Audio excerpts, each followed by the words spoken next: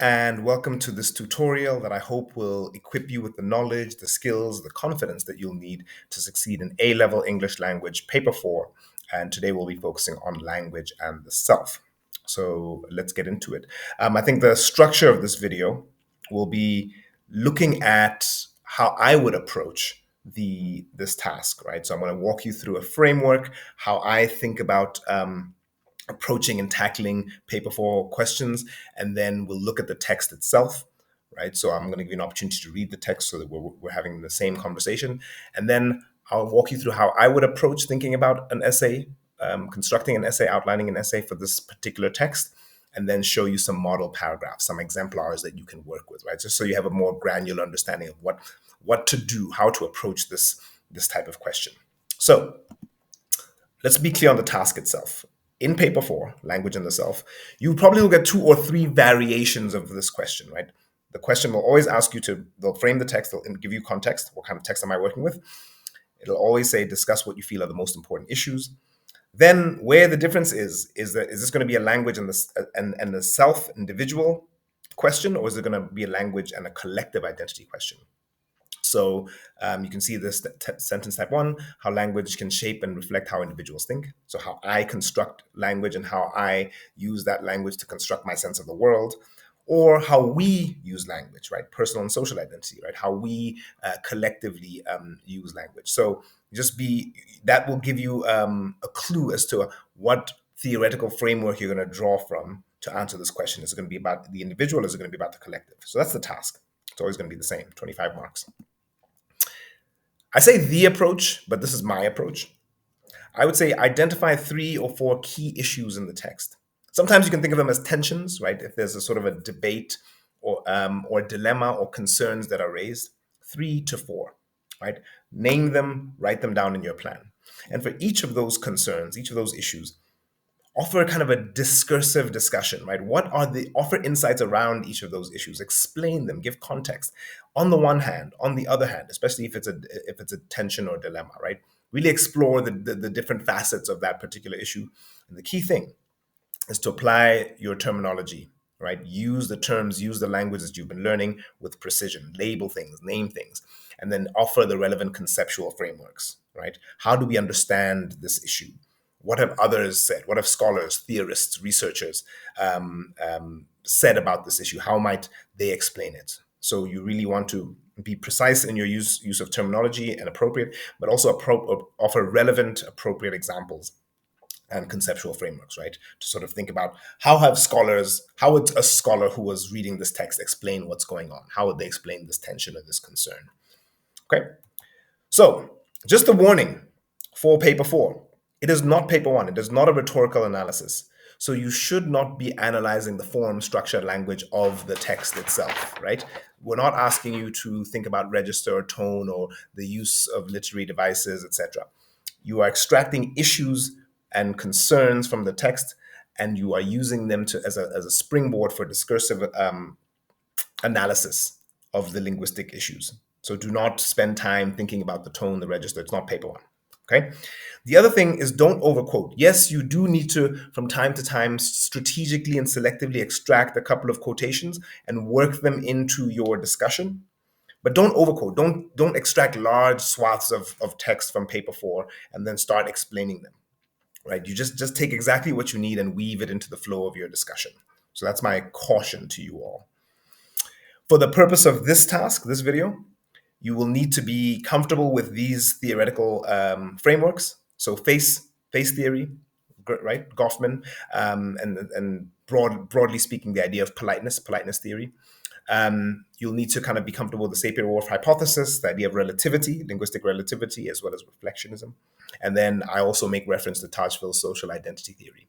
So you can pause now and look these up, read these up, but I'm going to be using them in my discussion. So make sure you are aware of these before you go. Step 4, the text itself. If you can find this text and read it, I really, really love it. It's from May, June 2023. It's paper 41. The harmful ableist language you unknowingly use. Right? What an inviting title, and it really kind of makes you think. And just read the opening, right? Some of our most common ingrained expressions have damaging effects on millions of people, and many of us don't know we're hurting others as we speak. Right? So you can see echoes of the power of language and the nuances of language and the ways in which languages can build or demean. Right? So that's already seed planted. I like being deaf. I like the silence as well as the rich culture and language deafness affords me. But when I see the word deaf on the page, it evokes a feeling of pride for my community and calls me as if I'm being addressed directly, as if it were my name. Right? I won't read the rest. You can do that for you, but look that up. But I'm interested to explore it. So my outline. So I've got this passage. I've read this passage. And now, what are the ideas that I'm thinking about? Right, the big idea. Right, because remember, my framework is extract issues. One issue I'm extracting is language as a reflection of social attitudes. So I kind of copied, these are the notes that I took on a Word doc. Language is a reflection of social attitudes. That's big issue number one. So I'm going to have a conversation about how language reflects social attitudes. But I personally want to think about face theory, right? Face threatening acts. Once you read the passage, you understand that and we're thinking about harm being done from the use of language or the improper use of language, the impolite use of language, perhaps. Right, so that might be one issue that I tackle. How language shapes our understanding of the world. Sapir-Whorf hypothesis, right? The linguistic relativity and reflectionism as well, right? How the words we use frame how we understand people and places and systems and social structures. Big idea number two. And so I give you that as just a model of how you're extracting particular issues, right? And the third issue that I might want to speak to is this idea of, if you look at that interaction closely, language can form a part of social identity. It can form a part of belonging, right? It can form a part of group identity, right? And so that's where I'm going to make reference to Tajfal, right? This when she talks about being proud of being part of the deaf community. So that's the framework. How do I turn this into prose? How do I turn this into an essay? Let's see what you think. My introduction. You know that I like to keep introductions concise, right? 3-4 sentences max. In the BBC article, the author confronts us with the pervasive impact of ableist expression on individuals and communities, highlighting the significant impact of language shaping and reflecting how individuals think, particularly concerning ableist expressions. This essay explores the most important issues raised in the text by the author and framing our understanding of how the nuanced power that language holds and its role in how we make meaning in the world. I don't love that sentence stem, this essay will achieve X, but I know a lot of you do, so I'll leave it there for you. But that's my modest introduction, right? Quick framing, contextualize what the article is, contextualize one or two of the big ideas, and then get into it. Don't spend too long on your introduction. The discussion, the body paragraphs. I think I'm tackling issue by issue. I'm discursively exploring the issues around it. I'm contextualizing, offering insight, and then where appropriate, I'm bringing in particular theorists. I'm labeling things with the terminology. So the way I would approach this, the author opens by asserting pride in belonging to the deaf community. However, one of the first issues in the text is the negative connotation associated with terms like deaf when used in idiomatic expressions such as fallen on deaf ears. Right? Again, I'm trying to use the terminology idiomatic. This highlights how ableist language perpetuates harmful stereotypes and undermines the pride and identity of communities. Now, here I want to link in some theory. Goffman's concept of face, which refers to the positive social value individuals assert for themselves in interactions, can add depth to this analysis. When ableist language is used, it threatens the faces of individuals with disabilities, compromising their social standing and self-worth. What the author refers to as microassaults are indeed face-threatening acts that not only diminish members of the deaf community and their positive face, but can also do lasting harm to their sense of self. So do you see what I'm trying to do there, right? I'm trying to sort of take out, that issue around, pride and identity and connect it to this idea, this idea of face and face-threatening acts, right? When you use harmful language, you are diminishing me. That's the discussion I'm trying to have there. These sentences aren't and these paragraphs aren't perfect. This is not the gospel, but it's just a way in which you might approach this. Moving on.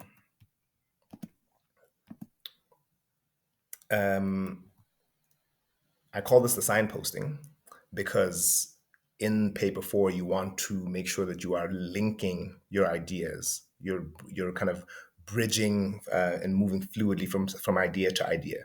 So I would say I want to link in Tajfel's social identity theory, and the signposting there is further identified. So, right?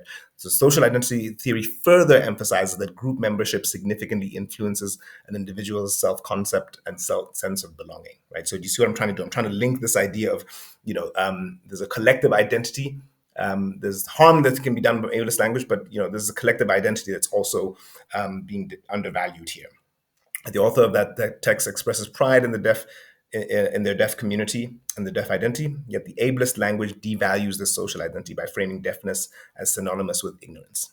Right? And so the suggestion I have here, again, I'm being discursive. I'm thinking about on the other hand, adopting person first language, which acknowledges individuals as people first, can help counter these stereotypes.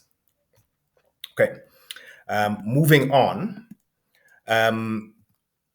Again, signposting, another crucial issue, right? Bridging with my discourse markers, ideas, and I'm moving to the other issue. I'm telling my examiner where I'm going.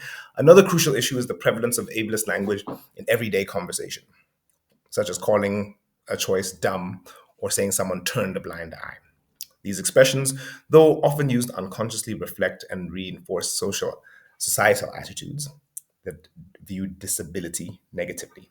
So now I'm introducing my other idea. Remember, I said I'm going to talk about Sapir-Whorf and how this idea of linguistic reflectionism. So here I'm introducing that, and I'll let you read what I have to say there, right? But the Sapir-Whorf hypothesis, which I try to explain here, right? You want to give a little bit of context. Don't assume things. Explain what your concepts mean. Explain this idea of reflectionism. But then what I notice is that there's a quotation in the text itself that really reinforces Sapir-Whorf. So I wanted to build that in, again, artfully, tactfully quoting from the text, right? Our mentor text right here, and connecting it with our conceptual framework. So when I see that quotation from Jamie Hale, or Haley, I don't know, we build a world with the language we use. I'm like, oh, that sounds awfully like Sapir-Whorf. And so that's the bridge that I'm trying to build. Okay. And then I go on here to articulate that, ableist language constructs a perspective where disability is associated with negativity, perpetuating misconceptions and reinforcing these existing power structures. Again, that's an idea that's directly from the text. And I give my evidence from the text and then talk a little bit about what the implications are. So I'll leave this language there for you to read. Caveat, not perfect, maybe not poetic, but hopefully pragmatic, hopefully functional for you to sort of understand how to build the discussion around some of these issues, right? So these are three of the paragraphs that I wanted to put forward to you, to how to start, how to frame the issue, how to draft the paragraph, how to make connections to conceptual frameworks, to theorists, to thinkers, but also how to repurpose and weave the language from the text into the flow of your discussion, as my English teacher used to say. So I'm going to pause there, but really I encourage you, when you attack a paper 4 question, remember, invest time in planning, 10, 15 minutes, really thinking about what are the issues, what are the concepts, what are the ideas, who are the thinkers, what is the relevant terminology. Really organize your ideas, guys. I encourage you to organize your ideas and outline with reasonable detail, so that you spend 45 to 50 minutes writing and you're not making things up as you go. I want you to be able to reference a thorough plan and write with confidence based off of that plan. Just explore your 3 issues, and not simply just sort of freestyle, right? You're gonna stress yourself out. and then time yourself appropriately. You've got 60 to 65 minutes per question in paper four. So make sure you adopt that model. And good luck. Good luck. I hope this was helpful.